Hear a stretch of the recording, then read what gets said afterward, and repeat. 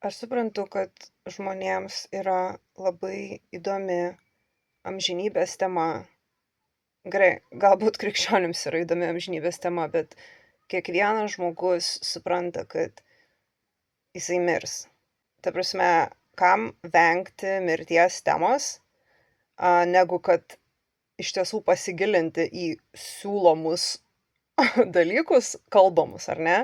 Ir suprasti, kad vienintelis dalykas, ne tai kad dalykas, bet, ta prasme, vienintelė Jėzaus Kristaus istorija, ta prasme, history, tai buvo istorinis įvykis, tai nėra kažkas iš piršto ištraukta.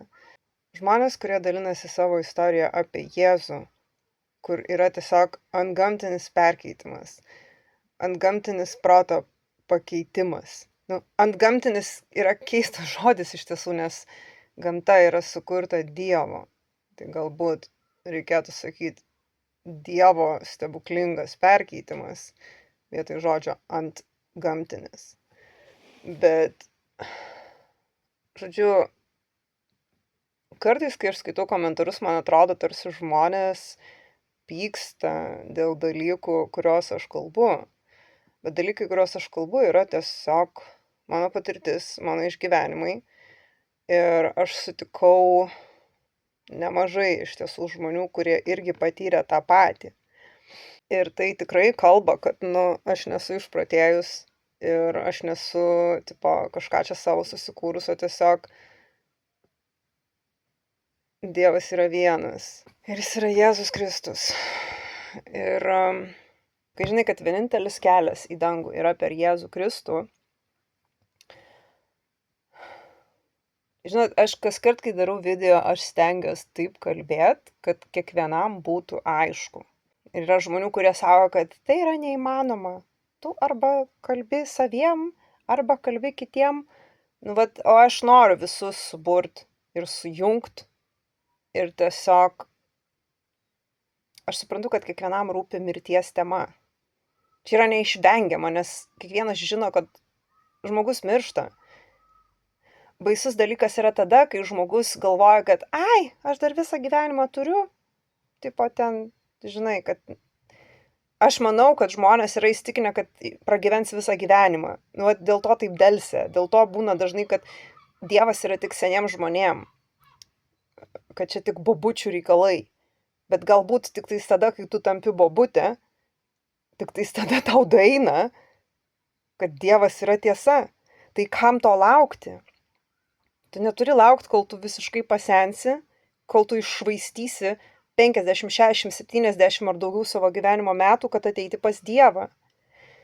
Ir taip, aš esu labai palaiminta, kad Viešpats man atvėrė akis ir aš jokių būdų nesigiriu, kad, aš kokia kieta, kad aš tokia jauna ir jau radau Dievą. Ta prasme, žmonės, Dievas mane pasirinko ir galbūt aš esu tas balsas ir tas kanalas, kuris rodo kitiem žmonėm, kad Dievas yra gyvas, jis yra tikras ir jis yra visiems.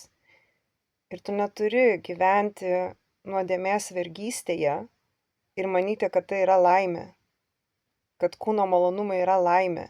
Žinoma, yra skirtingi suvokimo lygiai, bet aš noriu pasakyti, kad mirtis ateis kiekvienam, kiekvienas kūnas mirs, kiekvienas žmogus mirs.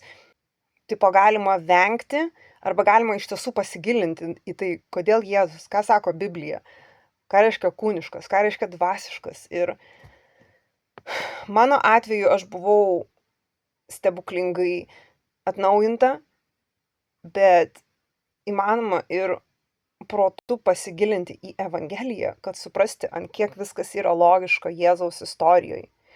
Ir ta prasme, jo planas išgelbėti pasaulį yra tobulas. Jokia kita religija to nesiūlo. Kitos religijos turi savo papročius, savo kažkokius, ne kažkokius, bet žodžiu, kitose religijose tu turi daryti. Ar ne? Pavyzdžiui, kodėl musulmonai tokie draugiški? Todėl, kad jie tiki, kad jie gerais darbais nusvers blogus. Ir galbūt jeigu tu su jų mokytoju, su tos religijos mokytoju taip kalbėtum, jisai neigtų. Bet kai tu sutinki musulmonus gyvai, nes man teko ir gyventi pas juos, ir būti svečiuose praeityje. Tai tu tiesiog, pavyzdžiui, pas juos yra taisyklė visada pavalgydinti, ar ne? Ir atrodo protu nesuvokiamas mandagumas. Kaip gali toks svetingas žmogus man būti? Todėl, kad jų religija sako.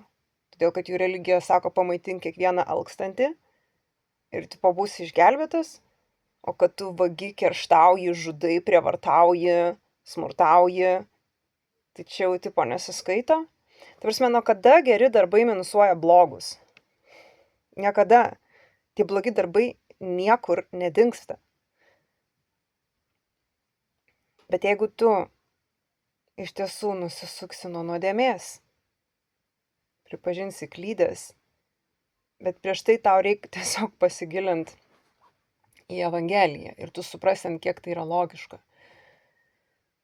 Kai tu nuoširdžiai atgailauji ir nusisuki nuo nuodėmės ir pasakai taip, aš tikiu tavimi Viešpatie ir priimu tave į savo gyvenimą, į savo širdį, Dievas atsiųs tau šventąją dvasią.